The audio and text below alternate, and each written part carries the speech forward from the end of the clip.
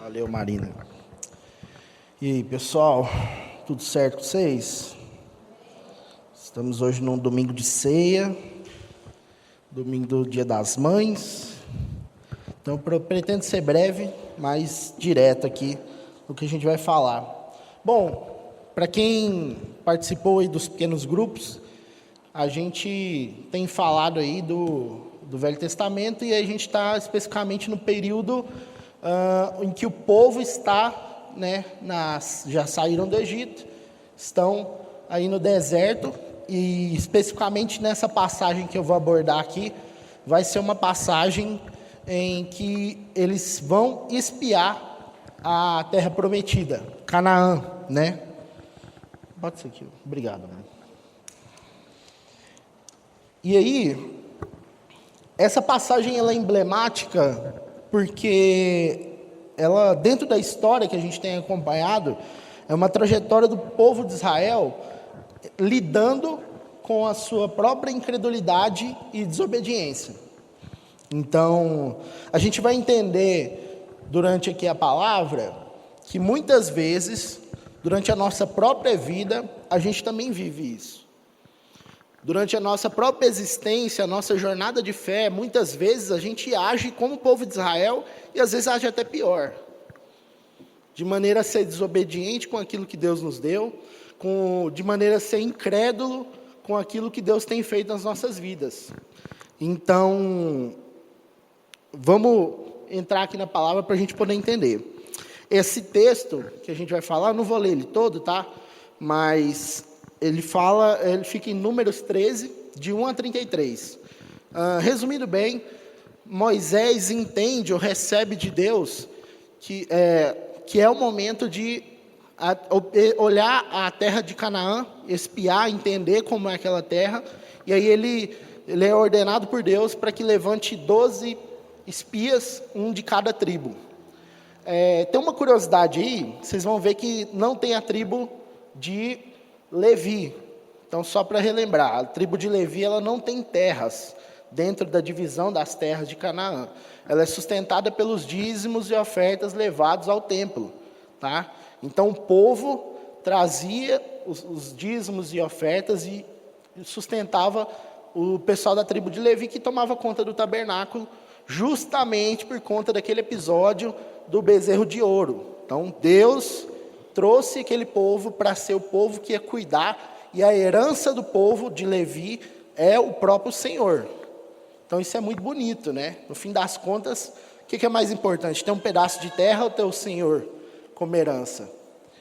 Então a gente vai ter aí as 12 tribos, e dentro dessas 12, se a gente for contar com Levi, fica 13. Então a conta não fecha. Mas é porque a tribo de José, ela pode ser dividida e às vezes contada como duas, que é Efraim e Manassés. Então essa tribo, ela é dividida em duas e às vezes ela é contada como duas, mas na maioria das vezes ela é contada só como tribo de José. Tá bom? Então só para ter essa curiosidade aí, para a gente entender um pouco do contexto que a gente está. Eu não quero ser excessivamente expositivo no que eu estou falando aqui, tá, pessoal? Eu quero meio que abandonar essa muleta minha. Então, eu vou tentar ser o mais direto no assunto e o mais próximo da aplicação que a gente puder. Moisés manda esses 12 espias, eles ficam 40 dias na terra de Canaã, passando ali pela montanha, né? Passando ali, e ficam espiando para ver se essa terra é boa mesmo. No final dos 40 dias, eles trazem um cacho de uvas grandes, que tem que ser carregado pelos galhos. Então, se você for parar para pensar, 2 homens fortes tendo que carregar um cacho de uva, é muita coisa, né? Trouxe também alguns romãs, figos, e enfim, isso para mostrar que a terra era uma terra realmente boa. Porém, existiam algumas adversidades nessa terra. A terra ela era habitada por pessoas de estatura alta, ou pessoas poderosas. Você vai ver que na tradução aí do termo, vai ter como pessoas poderosas também. Então, o medo tomou conta de 10 dos 12 espias. Só teve 2 espias que tiveram coragem e fé em Deus. Esses espias eram Caleb e Josué. Josué foi levantado como líder dos 12 espias. E Caleb era o companheiro dele, da tribo de Efraim. Só que existia um problema que, às vezes, pode até ocorrer dentro da nossa própria igreja, que foi a incredulidade desses 10 espias foi espalhada pelo povo. Vamos lembrar que eles eram liderança, eles eram pessoas de influência nas tribos.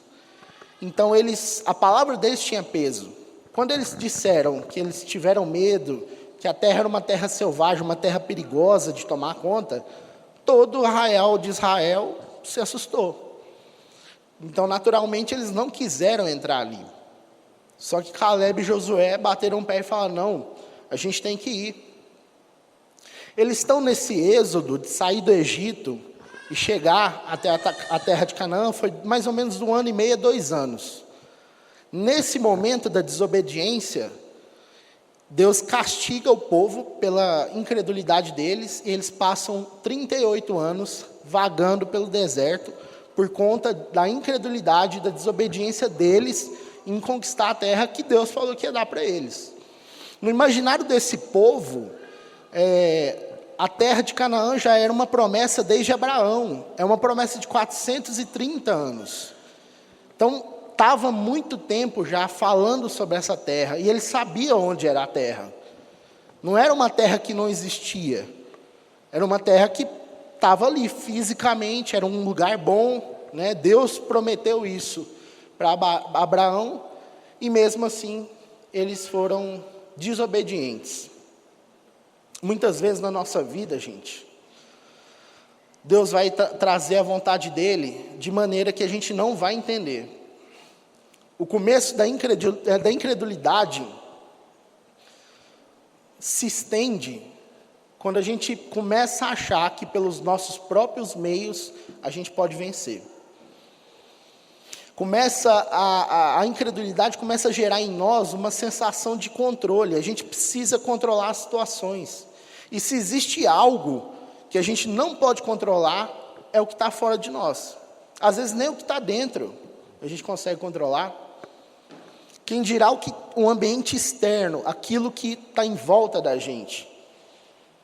E o povo, cedendo a sua natureza idólatra, a sua natureza pagã, acabaram não obedecendo a Deus. Então, uma das coisas que a incredulidade gera também é a idolatria. Muitas vezes a gente vai se agarrar naquilo que é palpável, naquilo que é próximo a nós e que traz de alguma forma segurança, naquilo que para nós parece ser algo de Deus, e pode até ser, mas que não tem que tomar o lugar de Deus. Então a nossa fé não tem que estar depositada naquilo que a gente vê, mas naquilo que a gente não vê. O invisível de Deus, que tem que ser o alvo da nossa fé. Na palavra de Abacuque, e é um livro que fala bastante sobre fé, nos versículos 2, capítulo 2, versículo 3 e 4, ele diz que o justo viverá pela fé. O que é bonito, porque se a gente for parar para pensar, um dos fundamentos da nossa fé é a justificação pela fé. Ou seja, nós fomos tornados justos, uma vez que nós éramos ímpios. Nós éramos pecadores, ímpios, inimigos de Deus, mas Deus, a partir da fé, ou seja, a partir do momento que a gente creu que Jesus é o Filho de Deus, a gente se torna justo. E aí, nesse momento, às vezes a gente escorrega. Porque a gente creu que Jesus é o Filho de Deus, a gente creu que o sacrifício dele na cruz foi para nos salvar, só que a gente quer viver a nossa jornada de fé sem crer nele. A gente se acha autossuficiente, suficientemente, a ponto de não conseguir seguir a vontade de Deus plenamente. É muito triste isso. Na palavra o tempo todo fala que a gente tem que depender dele, que nada do que a gente faz é suficiente para mover a mão dele, mas mesmo assim a gente permanece querendo fazer mais do que Deus pode fazer. A gente quer que Deus faça aquilo que eu quero e não o que ele quer que faça. Muitas vezes a gente é escravo dessa rainha altiva que é a nossa vontade. O nosso próprio umbigo, às vezes, ele toma conta de tudo que a gente faz. Então, muitas vezes, a gente vai se ver num lugar ruim, ou a gente às vezes se vê numa situação ruim, porque a gente mesmo andou com as nossas próprias pernas para aquele lugar. O erro da gente é não entender que existe um Pai que não só nos salvou, mas que Ele está perto e está perto o suficiente para nos ajudar.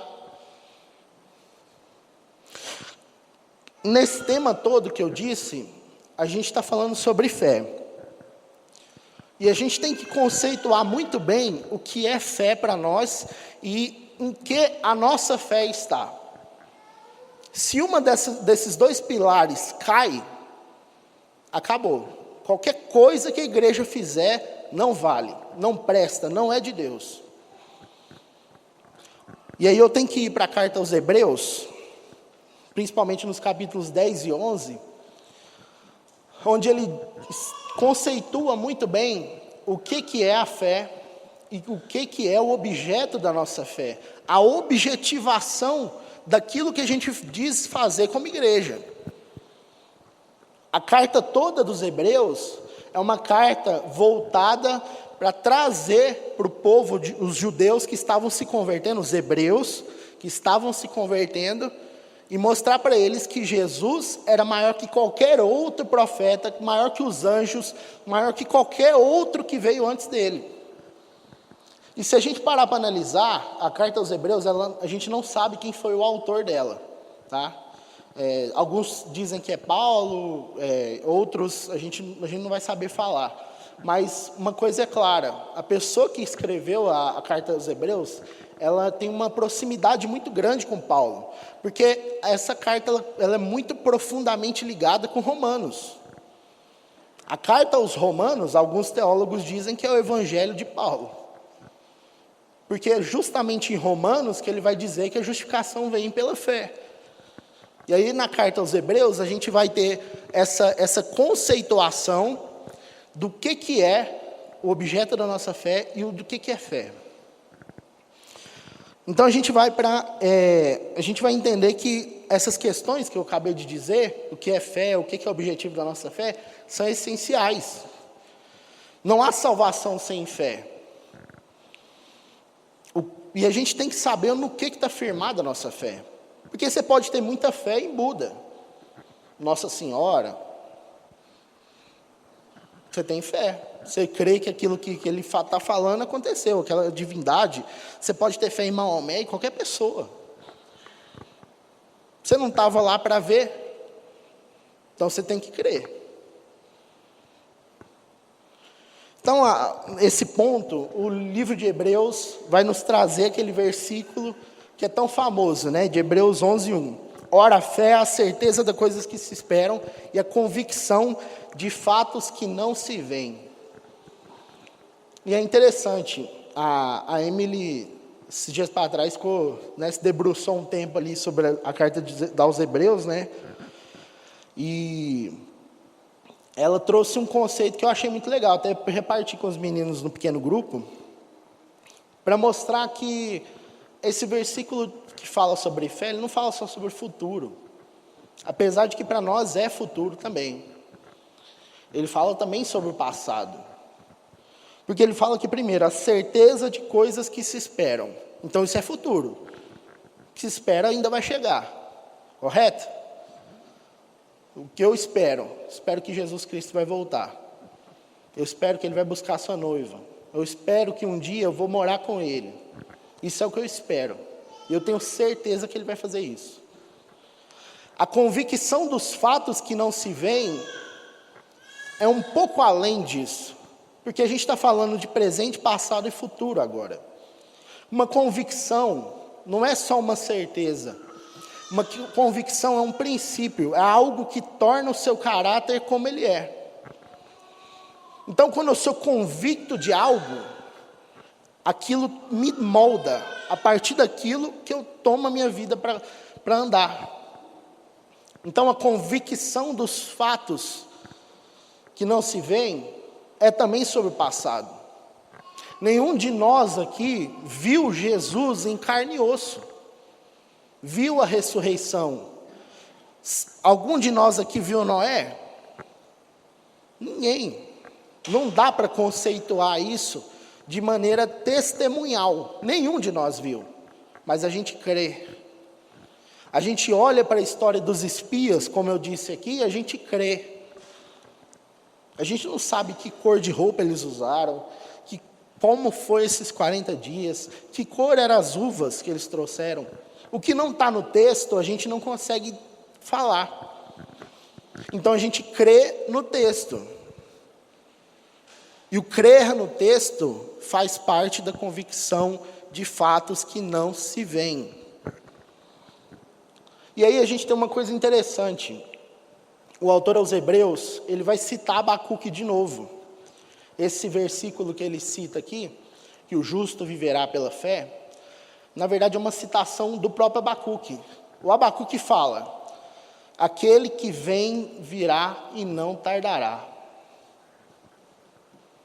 Quem que é esse que vem e virá e não tardará? O próprio Cristo.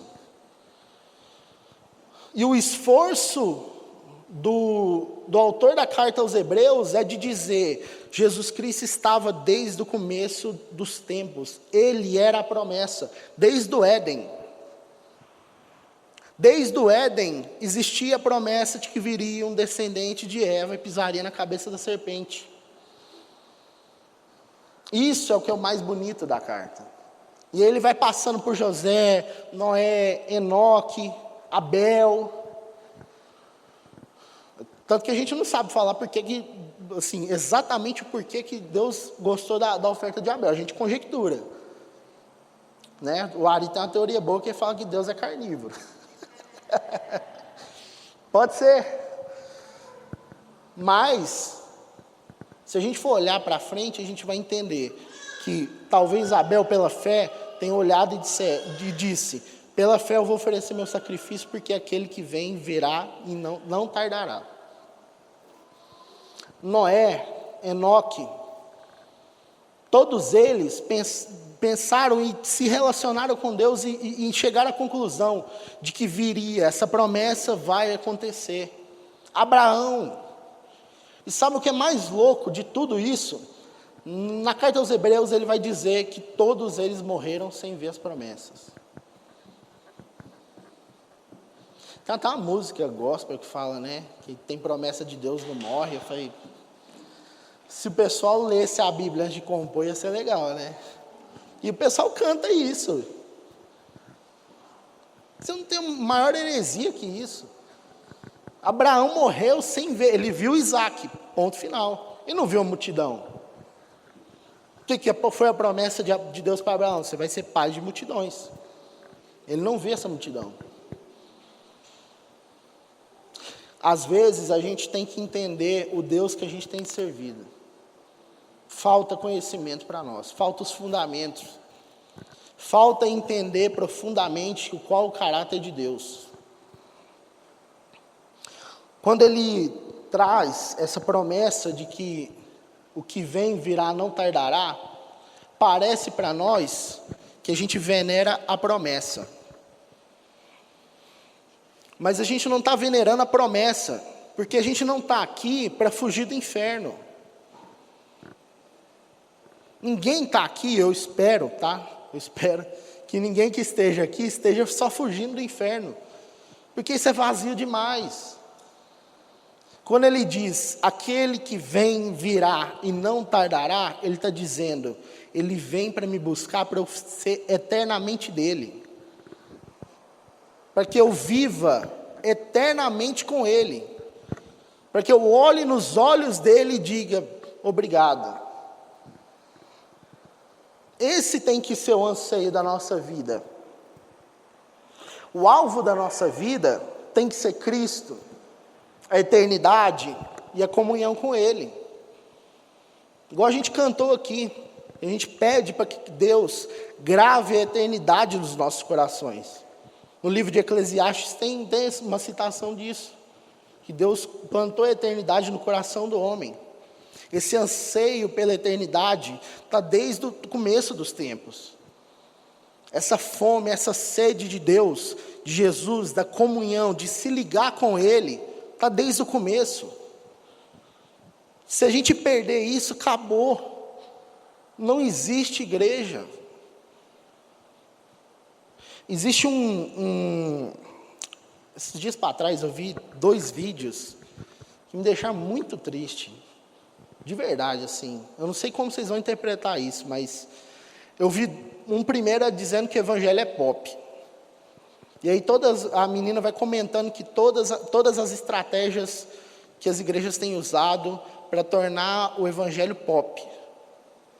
Para mostrar que muitas vezes, por conta dos tempos que a gente viveu, as pessoas se voltam por uma moralidade e um conservadorismo mais cristão. Teve um outro que eu também vi, que falava que a geração Z está se tornando cada vez mais conservadora. E a gente pensa assim, legal, são princípios, né? Mas se esses princípios não tiverem redenção e cruz, acabou, não serve. Não serve. E não tem arma mais diabólica, satânica, do que esvaziar a igreja da cruz. Muitas vezes a gente tem vendido o evangelho como um produto muito bom. Um produto de desempenho, de produtividade.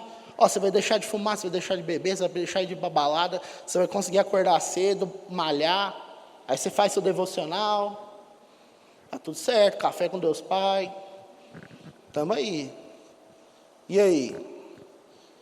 E aí no final você não conhece Deus, na verdade. Porque a sua esperança tem sido para essa maquete que está aqui. A palavra dos espias para a terra prometida, ela é de certa forma um apontamento, uma sombra. Muitas vezes a gente vai começar a olhar para a história de Israel depois do exílio, que eles saíram do Egito, do exílio, da escravidão, e a gente vai ver que existem ciclos de repetição.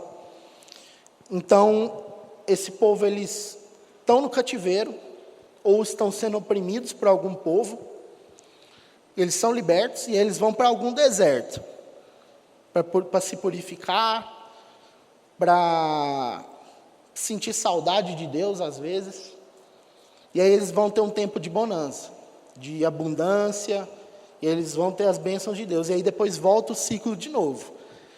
Eles passam esse ciclo várias vezes, de escravidão, deserto, bonança. Escravidão, deserto e terra prometida.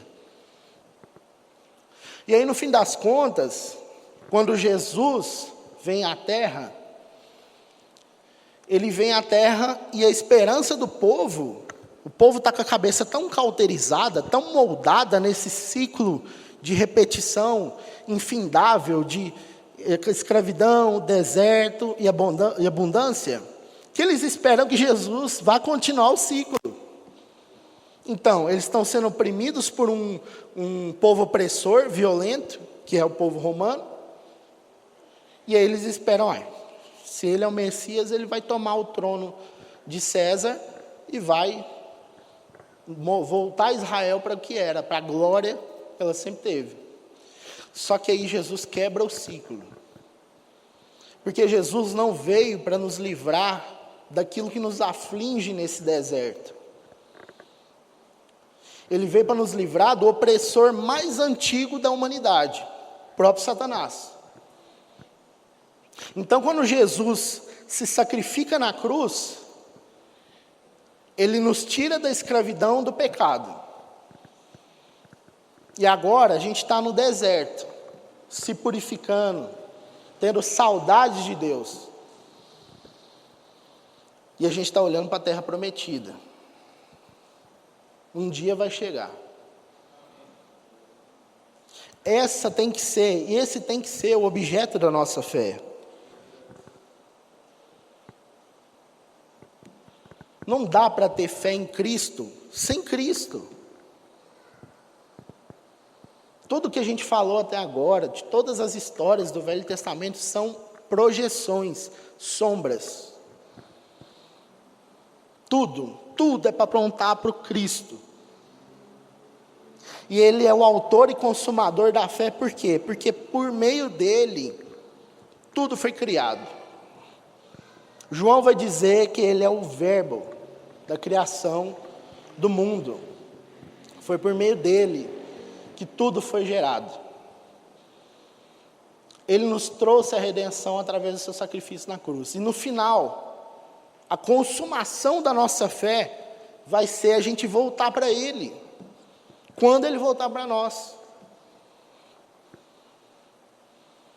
Muitas vezes a gente perde isso de vista. E aí, como eu disse, o autor dos Hebreus, ele fala um versículo muito interessante. Jesus ele veio do invisível. Ele é o invisível que deu vida ao visível. Ele é o que há de mais absoluto. Não existe, tudo é relativo perto dele. Tudo é fumaça. Nada importa perto de Jesus. E essa deveria ser a nossa luta. Muitas vezes a gente se vê apaixonado por essa vida aqui, idólatras de um conforto, idólatras de uma vida que a gente não pertence. Se a gente crê que a nossa natureza é espiritual, por que a gente não vive uma vida espiritual? Não faz sentido isso.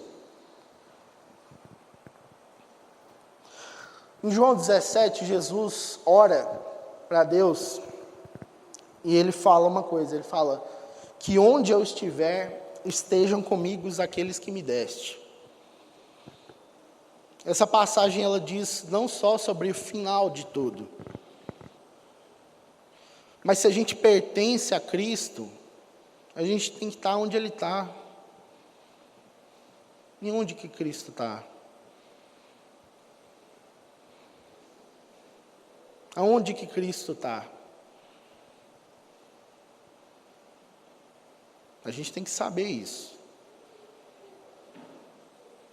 Aonde que Cristo quer que a gente esteja? Nós, a igreja de Deus, a igreja mística que o povo fala, essa igreja espiritual, nós somos a igreja, a parte visível de Cristo. Nós somos o corpo, é por isso que a gente fala na ceia. Nós somos o corpo de Cristo. Nós somos os braços, as pernas que vão chegar lá. A gente não pode perder isso, irmãos. A gente não pode, em momento nenhum, se esquecer de quem é Cristo nas nossas vidas. Eu queria pedir para a banda subir, por favor.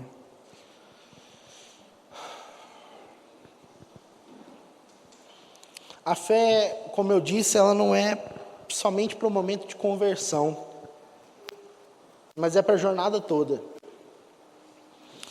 Quando Abacuque fala que o justo viverá pela fé, ele está dizendo que a base da fé de um justo, alguém que foi justificado pela fé, é a própria fé. Não dá para caminhar sem achar que a gente não vai viver 100% da vontade de Deus. A gente tem que estar o tempo todo preso à vontade de Deus, de fato preso. A gente tem que ser lembrado todos os dias e estar disposto a perder para que o reino ganhe. Tem uma coisa curiosa, se eu não me engano, nos evangelhos de Jesus, ele fala sobre igreja 2 vezes. Mas ele fala sobre reino de Deus mais de 50 vezes. Isso para nós deveria ser simbólico. Isso para nós deveria ser algo que nos constrange. Não que a igreja está errada, tá, gente? Não é sobre isso. Mas como a gente já tem falado muitas vezes, o culto nosso é a vida. Por isso que a gente é templo, porque onde a gente vai, a gente tem que fazer um culto. Não pode perder esse princípio. A gente não pode se distanciar, perder Jesus de vista. Amém? Os irmãos vão ministrar uma canção. Depois eu quero orar com vocês. Amém. Amém, Deus.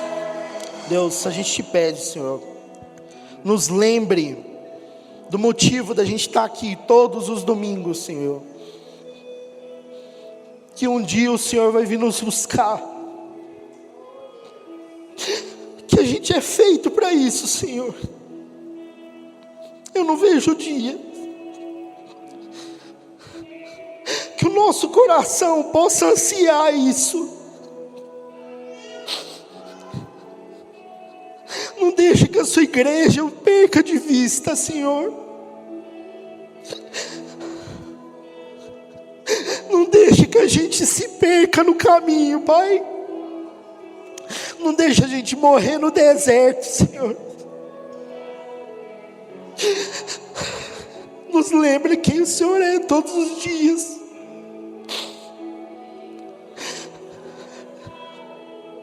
Por favor, Senhor, eu te peço, nos dê humildade para reconhecer a nossa condição perante o Senhor. Não há fé se não tiver o Senhor. Não há graça se não tiver o Senhor. Não existe porquê estar aqui se não existir o Senhor. Nós cremos, Pai. Grava no nosso coração a eternidade, Senhor.